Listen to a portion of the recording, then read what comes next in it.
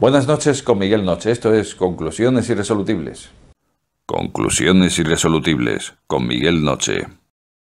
En el programa anterior hablábamos sobre Tullio Simoncini, este médico italiano al que retiraron su licencia porque aplicaba bicarbonato de sodio a sus pacientes con cáncer.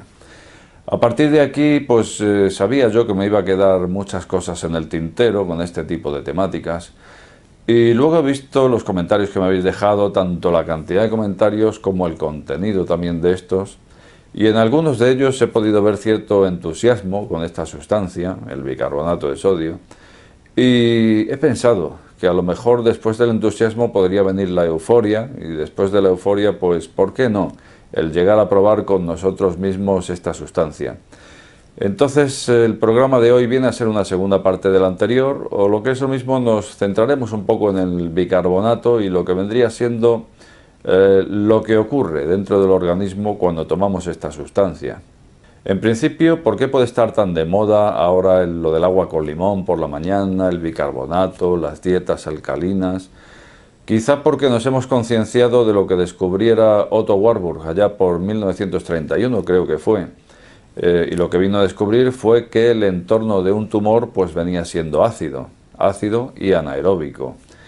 Entonces, a partir de aquí, pues se está idealizando demasiado lo que es lo alcalino sin conocer muy bien a lo mejor a lo que se refería Otto Warburg. En principio, ¿a qué se estaba refiriendo cuando hablaba de un entorno ácido? Se estaría refiriendo al entorno celular, dado que se estaba refiriendo a las células tumorales. Por lo tanto, el entorno ácido sería el entorno celular. ¿Y ese entorno celular cuál es? ¿Va a ser la sangre? Pues no, no se trata de la sangre, que es lo que pensamos muchas veces cuando queremos alcalinizar y no sabemos el qué.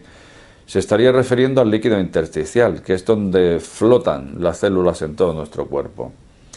Bueno, pues ya empezamos porque hay determinados fluidos en nuestro organismo y no sabemos muchas veces qué es lo que queremos alcalinizar, cómo se va a comportar una sustancia cuando entra en nuestro organismo.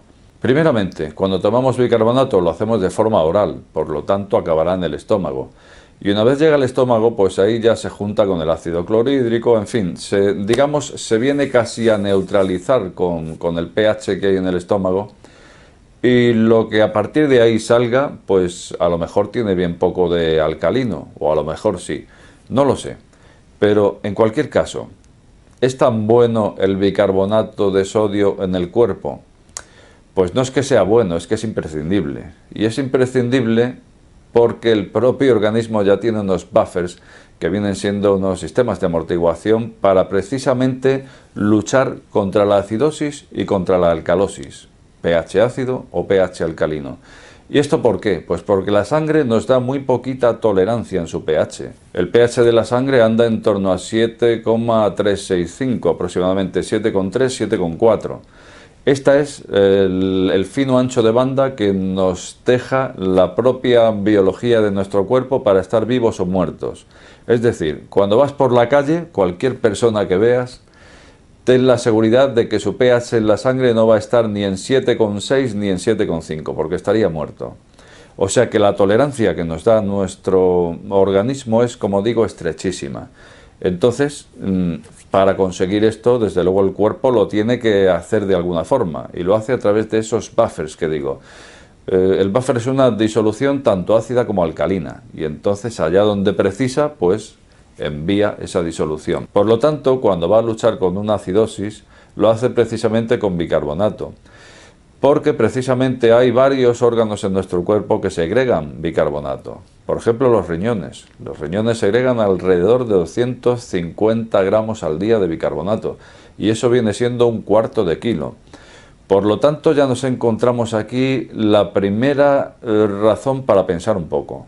Si nuestros riñones están fabricando 1/4 de kilo al día de bicarbonato, ¿qué necesidad tendré yo de meter una cucharadita al día cuando resulta que ya lo está haciendo mi cuerpo de forma endógena? Poca ayuda le voy a dar con una cucharita si mis riñones hacen ya 1/4 de kilo, pero es que luego el páncreas también segrega por otro lado y algún órgano más.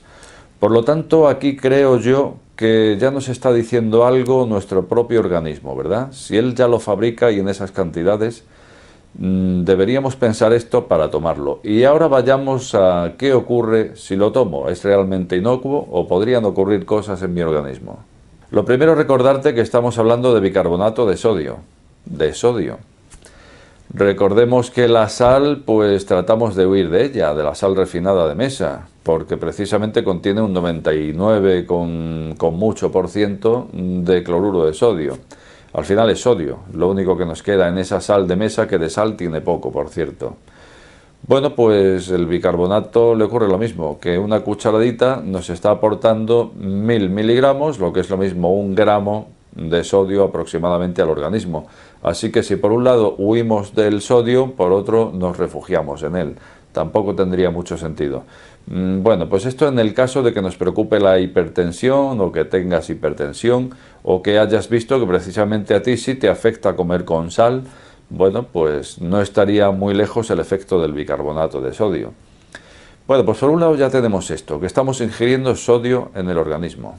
Por otro lado, ¿qué tendríamos? Pues tendríamos que si nos pasamos con la dosis de bicarbonato, tanto en la que podamos tomar al cabo del día como si lo tomamos todos los días, pues son muchos los nutricionistas que a día de hoy vienen coincidiendo en que podríamos entrar en alcalosis, porque día tras día meter algo tan ácido como el bicarbonato pues nos podría llevar esa alcalosis, que lógicamente lo que haría el cuerpo sería enviar esos buffers, en este caso ácidos, para contrarrestarlo, y al final lo que hacemos es agotar los recursos de nuestro organismo en la fabricación de esos buffers. Vale, pues ya tenemos eso también. Tenemos que probablemente nos llevará a la alcalosis. Esto, en opinión de especialistas en nutrición, que he visto que son más de uno los que opinan de esta forma, la alcalosis. Bueno, pues por otro lado, el bicarbonato, cuando sí resulta bueno de tomar en ocasiones, a todos se nos ha dado el caso de una digestión pesada, hemos visto que cuando ya no podíamos más hemos tomado ese bicarbonato y nos ha arreglado el problema. Pero ojo también con esto, hay que saber cuándo tomarlo, y esto sería al final de la digestión, porque resulta que si lo tomas a mitad de la digestión, lo que hará será parártela. Dado que en ese momento, si no lo has terminado de hacer, en el estómago pues hay un pH muy ácido, porque tiene que ser así para digerir las proteínas, por ejemplo, y sin embargo si metemos toda esa base alcalina, lo que va a ocurrir es que neutralizaremos el ácido del estómago y pararemos esa digestión, con lo cual no será nada bueno. Pero también había gente que lo tomaba después de cenar, pues porque ya tenga su úlcera a lo mejor, y entonces directamente ya dice, bueno, como sé que me va a doler el estómago o tal, me lo tomo ya. No creo que ahora haya mucha gente que haga esto, pero hace muchos años sí había gente que lo hacía. El acabar de comer, o de cenar sobre todo, y decir, ahora me tomo mi bicarbonato. Bueno, pues eso no estaría nada bien hecho, en el sentido de que si ya tienes el estómago lleno, y encima metes el bicarbonato, pues el propio gas carbónico que vas a segregar ahí, digamos que va a poner a prueba la elasticidad del propio estómago, y a lo mejor no llega a pasar la prueba y acabamos dañándolo.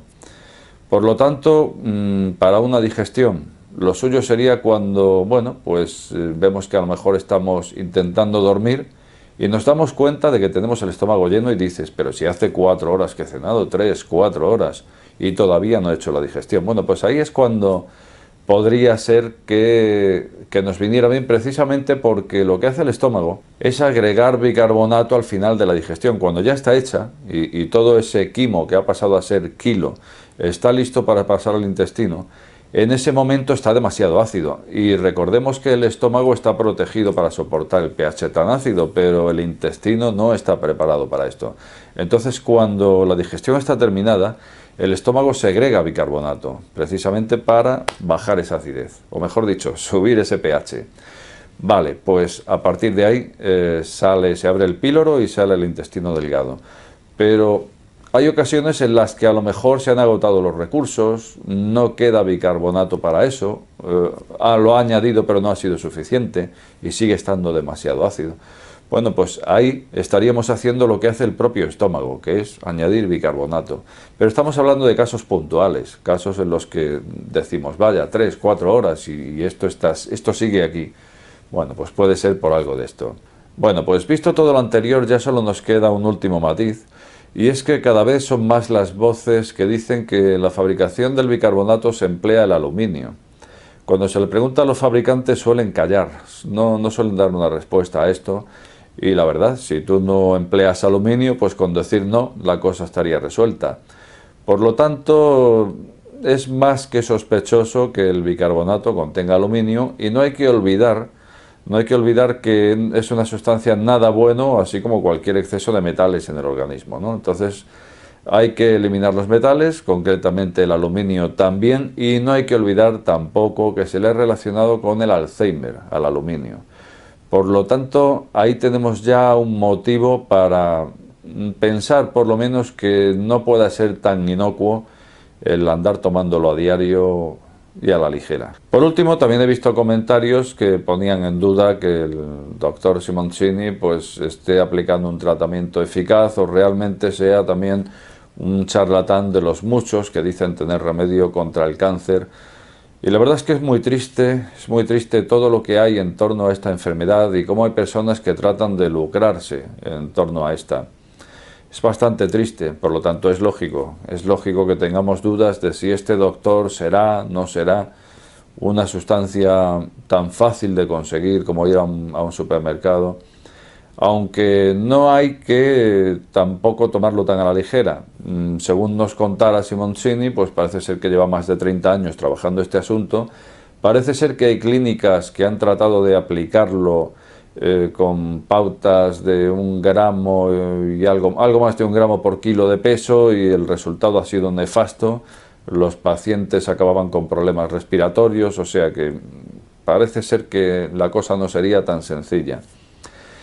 En cualquier caso, a mí, si tuviera la oportunidad de tener enfrente al doctor Simoncini, me gustaría hacerle un par de preguntas. La primera sería, ¿cuánto cobra él por una terapia de este tipo? Y esta pregunta no va tanto desde la desconfianza, o tal vez sí, sino más bien va dirigido a que precisamente la base de todas estas desconfianzas que tenemos a los tratamientos convencionales sobre el cáncer van enfocadas al negocio de las farmacéuticas, de las grandes farmacéuticas. Entonces, al ser un negocio millonario, porque desgraciadamente es así, el cáncer es un negocio millonario, pues pensamos que podrían prevalecer los intereses o estar prevaleciendo los intereses sobre la propia salud de la raza humana. Bueno, pues por eso creo que sería interesante esta pregunta. ¿Cuánto vendría a cobrar el doctor Simoncini por una terapia? Porque si estuviera cobrando algo desmedido, digamos que ya se estaría poniendo casi que a la altura. Y no estoy diciendo que sea el caso. Lo que sí me he encontrado es con alguna fuente que dice que en alguna clínica de Albania, por aplicar la terapia del doctor Simoncini, se venía cobrando 7.000 euros por una terapia de bicarbonato. Lo que no dice es que lo estuviera aplicando el doctor Simoncini. Luego, entonces, quizá esto no tenga nada que ver con él, ni esos ingresos sean suyos, ni nada parecido. Es una pregunta que me gustaría hacerle, si pudiera hacérsela. Y la segunda que yo le haría es, con este tratamiento a través de bicarbonato, entiendo que en dosis altas, y además cuando utiliza la vía arterial para llegar a determinados órganos internos, ¿cómo lo hace para evitar la alcalosis?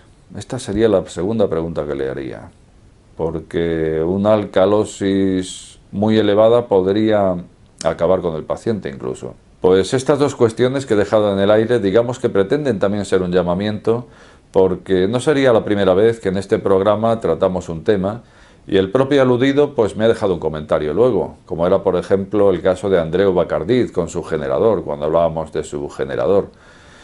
Y también me ha ocurrido lo mismo cuando hablábamos con el generador de Felipe Peña. Pues también Felipe me dejó luego un comentario, incluso me dejó su número de teléfono, porque bueno, pues estaría dispuesto a que le hiciera una entrevista y demás. Lo cual me gustaría. Lo que pasa es que, claro, desplazarme hasta Extremadura en este momento, pues la verdad es que no andamos con el tiempo muy sobrado como para eso. Pero ahí lo tenemos. Han sido ya más de un caso en el que el propio aludido ha respondido. Y bueno, ahí dejamos el caso de Tullio Simoncini. ¿Quién sabe? Sí, tal vez. Pues nada más, seguro que en este programa también se me han vuelto a quedar muchas cosas en el tintero, pero eso es inevitable. Como siempre, me gustaría ver tu opinión sobre este asunto más abajo y decirte que si has llegado hasta este canal, no te suscribas o suscríbete. Al final, la última palabra la tienes tú. Buenas noches con Miguel Noche.